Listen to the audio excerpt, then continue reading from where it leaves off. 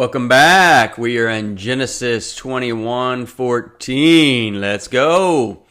So I have been off for about 2 months, and I know that because yesterday was the 2-month birthday of our little man, Mac. He was born 2 months ago. Precious, doing very well, keeping mama awake a lot.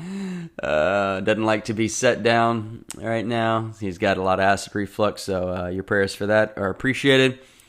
And so that's why I've been taking some time off, because we had the birth and then some catch up at work, and Mama really can't put him down, so I was helping her out around the house a ton. So blessed to be back and doing this again, and thank y'all, and my apologies for being gone for a couple of months, but try and get back to the daily routine now.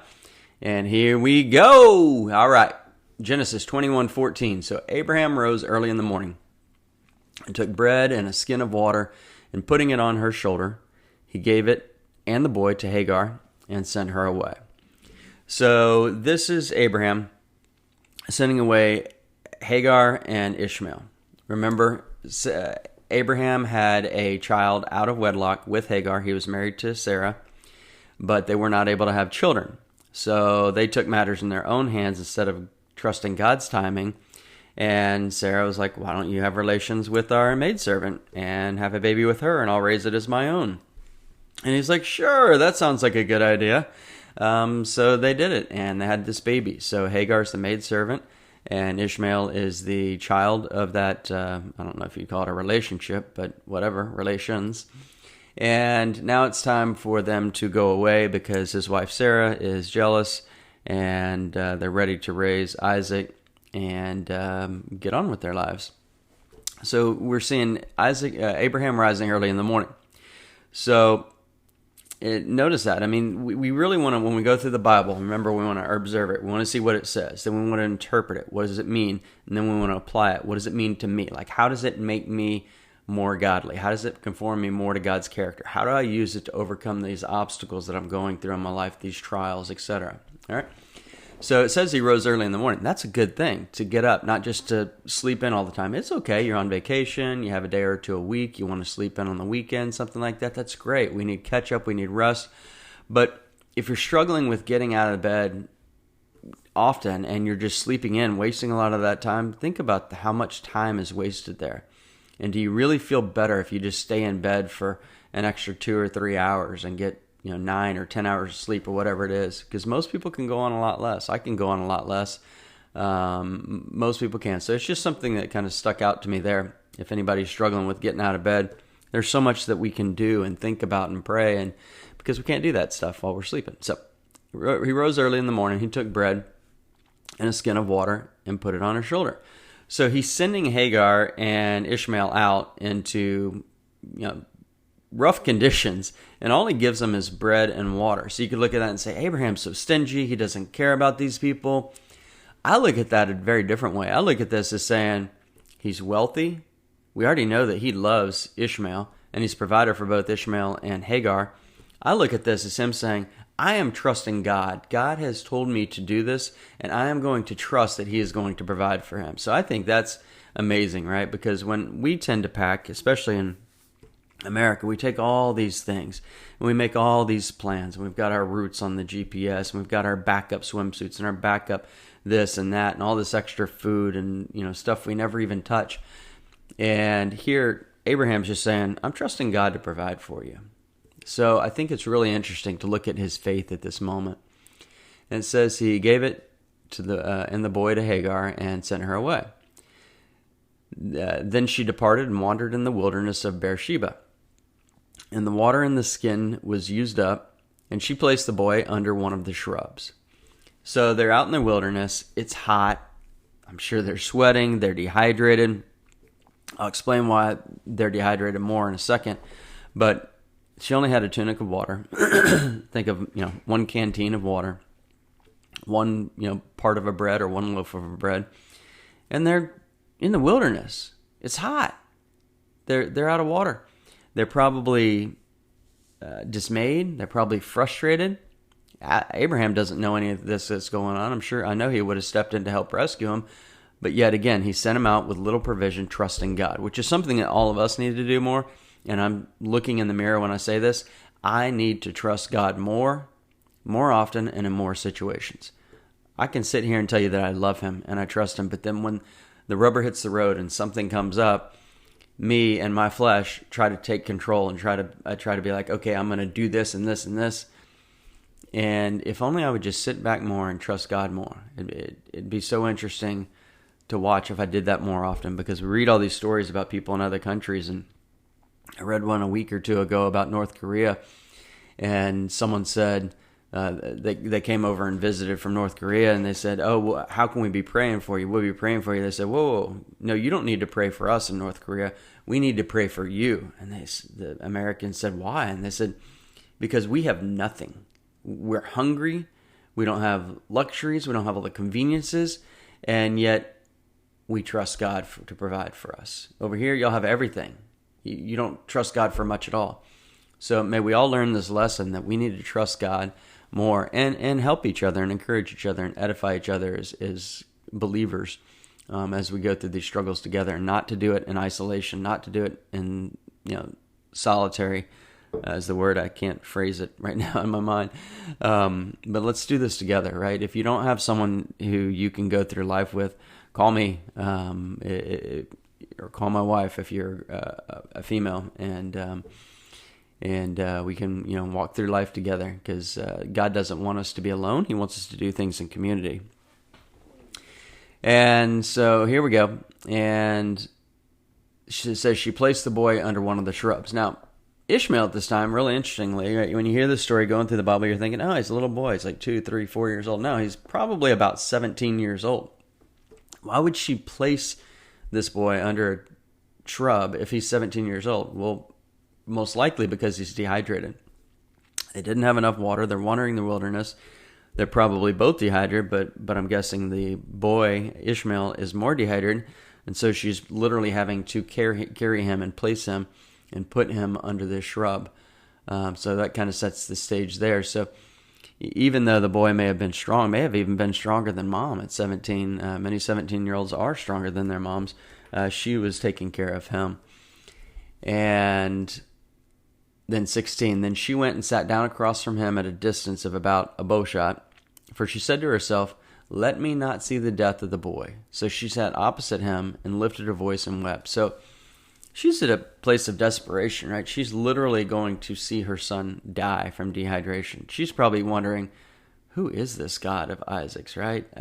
I just don't get it. How would he set me out with so little and no provisions anymore? We dehydrate and we're going to die, and I'm going to watch my son die. That's a hard place to be. But watch what happens. Verse 17, and God heard the voice of the lad. Then the angel of God called to Hagar out of heaven and said to her, what ails you, Hagar? Fear not, for God had heard the voice of the lad where he is. Arise, lift up the lad, and hold him with your hand, for I will make him a great nation. This is powerful right here in 17:18. So God heard the voice of the lad. Here's Ishmael. I don't know if he's a believer at that point in time. I suggest to you that he's not, because of what later happens, and the Nation of Islam arises out of the line of Ishmael. So I'm guessing he's not a believer, but God heard his voice. And then it says the angel of God called to Hagar out of heaven. I believe this angel of God, I believe this is Jesus, because in a few verses from here, it says that he will make Ishmael a great nation, and a normal angel would not have that power. So I personally believe that this is most likely Jesus, and talking to Hagar, again, an unbeliever, most likely, from Egypt. And it says, what ails you, Hagar? So God's asking this question. Again, it's like in the garden with Adam and Eve, where God asks a question. Is it because God does not know the answer and he's trying to learn and figure something out? No. God is omnipresent. He's everywhere. God is omniscient. He's all-knowing. He knows everything. He asks questions to get us to think. And so it says, what ails you, Hagar? Fear not. That is two of the most powerful words in the entire Bible. And again, I haven't counted how many times fear not, do not be afraid have appeared in the Bible. But I've heard from someone who says they've counted it, that it appears about 366 times, which is basically 1 day a year plus leap year. So this is very important because you and I, well, I'm not going to say you, but me, I do. I fear things so often. It's probably you. I think all of us have this. We fear all sorts of different things. And so that's why God reminds us, don't fear, have faith, right? What is the opposite of faith? It's fear. So when we're having faith, we're trusting in God. We're placing that faith. We're manifesting that faith. We're living out that faith. We're demonstrating that faith. When we have fear, we're saying, I don't trust you with this, God. I don't know if you're going to work this out for me. I don't know if you're going to get me this promotion. I don't know if you're going to get me this husband or wife or child or blah, blah, blah, new job, anything, right? But God's saying, trust me, and that's faith, right? Faith that is powerful is tangible to those around us who can see it. And when I let faith rule over fear, I have a lot more peace and joy. When I let my fear rule over my faith, I have a lot of stress and anxiety and worry. And because we live in a culture and a society where anxiety and stress and worry is just, it's so alarmingly high, this is just keep this verse. Pick any of the 366 times. But right here we're seeing it. Fear not. Fear not. So if you need to hear that message today, whatever you're worried about and you're fearful of, change that fear to faith and just trust God. It says, fear not, for God has heard the voice of the lad where he is. Arise, lift up the lad, hold him with your hands, for I will make him a great nation. Is he a liar or is this true? Well, God wrote the Bible, so we know it to be true. Do we know it to be true just because someone told it to be true, told us that it's true? No, it's true because we can go back and test it. We can see that there's no inconsistencies. We can see, how it was written 1,500 years ago, 66 different books written by 40 different penned by 40 different people over in 3 different languages, 3 different continents, etc. So we know the Bible's true. So what does this say? We're going to make him a great nation. Well, God did just that. Today it's the Arab nation. And the ethnic Ishmaelites number about 58 million versus Israelites, which are only about 5 million, right? So that's about 10 to 12x, 10 to 12 times more ethnic Ishmaelites than Israelites. So you can see that God fulfilled his promise that Ishmael's descendants would have a greatly increased number. And they've remained free and bondage to none and never not dominated by anyone. That doesn't mean they're believers and they're going to heaven. It means that God fulfilled his promise to make them a great nation.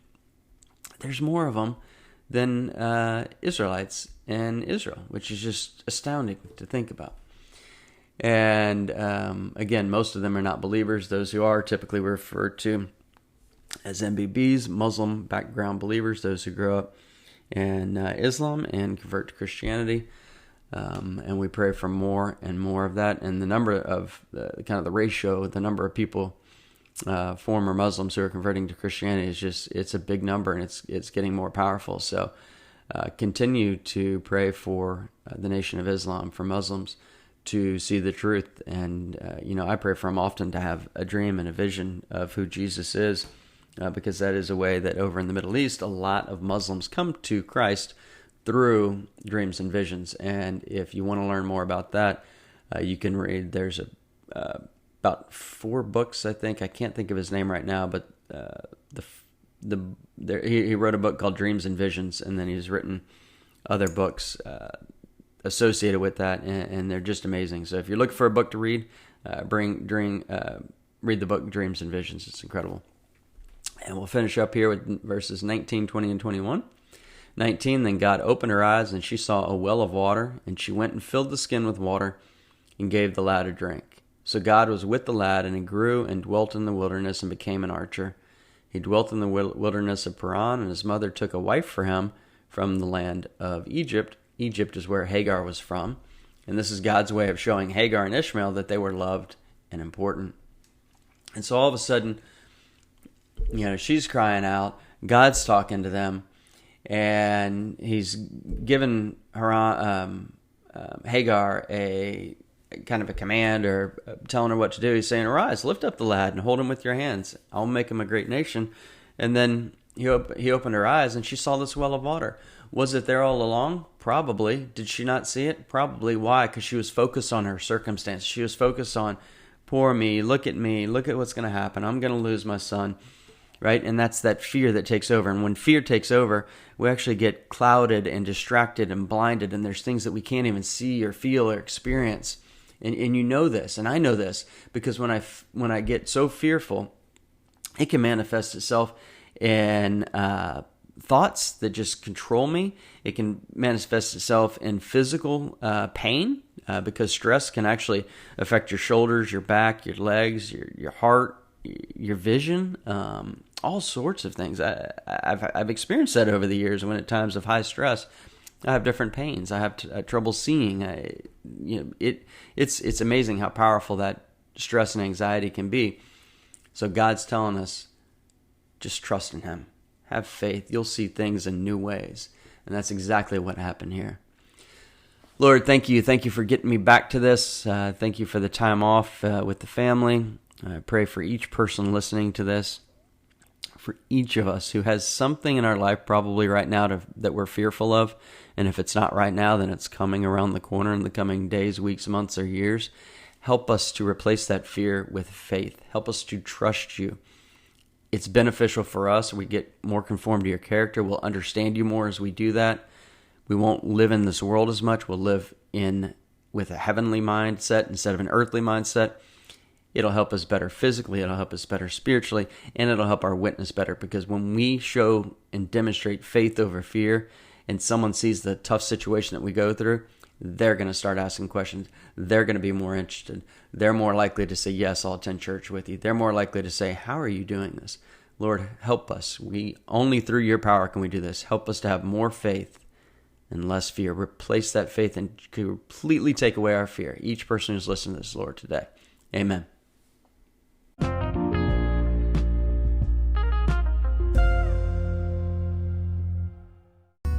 Thank you so much for listening to Daily Verse by Verse. We want you to be prepared in season and out of season to study the whole counsel of God so that you can share with people who Jesus is through your actions, so that you have the right to tell them who Jesus is, so that they can come to know Jesus or come to know Jesus better.